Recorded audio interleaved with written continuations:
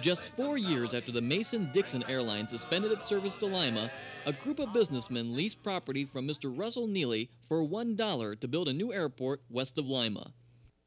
The lease arrangement made it possible to construct an office and a hangar. The location of this new airport, 1820 Baty Road. Al Post was 17 when he helped build the main hangar in 1934 and remembers the airport's opening day. How much, you remember how much you got paid? $3 a day. It was good money then. I was usually getting about $1 a day, you know, and for, I tripled my wages. The Baty Road Airport boasted 3 grass landing strips and hosted many air shows in the 30s and 40s, which helped raise funds to keep the airport operating. Many hoped that Lima again could capture regular airline service. But in 1947, those hopes almost went up in flames. April 2nd, 1947, 4 p.m. A fire engulfed the main hangar and office building. A mechanic was working on a plane when sparks ignited the fire. Another mechanic, rushing to grab an extinguisher, stumbled over a bucket of cleaning fluid, which caused the flames to spread even faster. Mac McClellan was flying home from Cleveland when he saw the cloud of smoke coming from Lima. Well, I guess we was over around Findlay and we noticed all this smoke. And of course we kept tooling on in, but by the time we got here, everything was just about leveled. 10 planes were lost. The hangar's wood roof and framing were destroyed. Damage estimates were $75,000.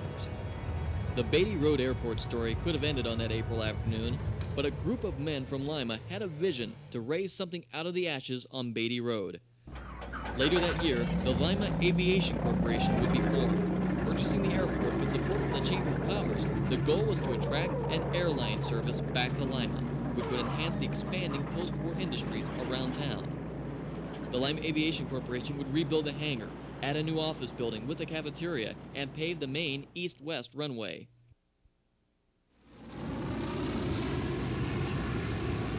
In February of 1954, a Douglas Corporation DC-3 bearing the blue and white colors of Lake Central Airlines touched down in a test landing on the new concrete runway. One of the pilots made the remark that this is the only airport that had a sidewalk runway. And sometimes if the wind was blowing so hard from the south to the north, a crosswind landing, he'd land at Findlay because he just didn't want to take a chance with that big bird. And being such a short field compared to the major airports, Lake Central had a little bit of a problem. They never had an accident though. But we used to watch them come in sideways, you know, because the wind's blowing a little bit and they'd settle right down. On March 1st, 1954, Lima could claim it was 36 hours from anywhere in the world. Before a crowd of 500 spectators, Miss Lauren Guy christened a Lake Central DC-3 named the Central Liner Lima. Commercial air service had returned to Lima. You love flying the Lake Central way. Travel easy, the Lake Central way. For the best in fast connections, any time of night or day, make your next trip the Lake Central way. Businessmen who previously had to rely on slower, less convenient commuter media now use Lake Central Airlines for business trips which many times can be made in the same day, such as from Lafayette to Chicago or from Lima, Ohio to Detroit. On the first flight that bitter cold March day, Jim McClellan and 2 other classmates from Lima Senior took the day off from school with permission to be on that first flight to Marion. They had a snowstorm the night before, and we got on the plane. They weren't even sure if it was going to get there, if I remember. But anyway, it got there, and we flew from Lima, but they couldn't. It got socked in at Marion, so they went on to Columbus. And they put us up at the Deschler Hilton, which for 3 kids, that was a pretty big deal. The golden days of the Baty Road Airport had arrived. And I took my lessons here, and we had the nice east-west paved strip, and then we had this strip that went right through here called the sod strip. It was the north-south, and it used to always give me the willies a little bit because you can see that there is a telephone line right at the end of it, and you'd have to kind of drop in over that and land. Well, that piece of film was an opening that I used for a children's show every afternoon, Monday through Friday, 5 to 5:30, and that was my way of bringing the cartoons into the Cartoon Clubhouse, which was the name of the show. And so I would fly the cartoons in and take them inside and put them in a machine I called the cartoonoscope. So that was the fly-in, fly-out. I enjoyed it, had a good time. The Lima Aviation Corporation wanted to expand the airport to be able to offer services to heavy jets such as the Boeing 707. A $725,000 bond issue was passed in November of 1958, but there was a problem. The approach to the Baty Road Airport runways were not popular with many pilots. The cargo plant and the then WIMA TV tower were too close to the flight path. The Lima Aviation Corporation received permission to construct a new airport in Perry Township, but they would not get the large runway which they had hoped for. In 1962, the flag was lowered at the old Lima Airport and transferred to the new Allen County Airport across town.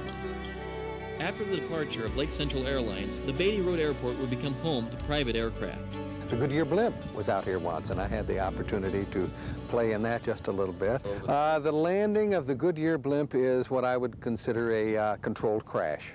They just sort of point it at the ground, and when it gets there, people grab the ropes and things that are hanging off of it and sort of hang on. But by the mid-70s, a large X was painted at the end of the runway, meaning that the runway and airport were closed to all aircraft.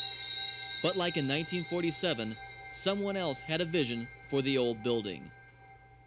Ron Mile was shopping for a facility to be home to Northwest Ohio's first Christian television station. When he saw the 80 by 70-foot hangar, he knew this would give TV 44 the largest studio in the area.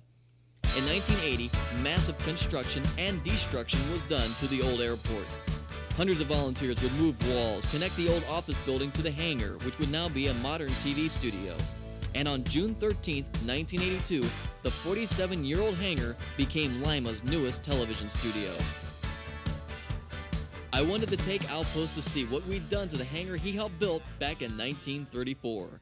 No airplane. I don't see any airplanes in here. No airplanes in here. No. Quite a change since I was in here. But, that's beautiful. Those sets are really beautiful. And by the way, the runway still has airplanes landing on it. They're just a little smaller. The Lima Area Radio Control Club meets at the end of the runway during the summer to fly the remote control airplanes where DC-3s dared to land a half a century ago. A long time ago, a beacon light used to shine from the old Lima Airport. Nowadays, a different type of light emanates from this old facility. It's the light of Jesus Christ. And we plan to take good care of this landmark that brings back a lot of memories from the good old days. For Turning Point, I'm John Owens.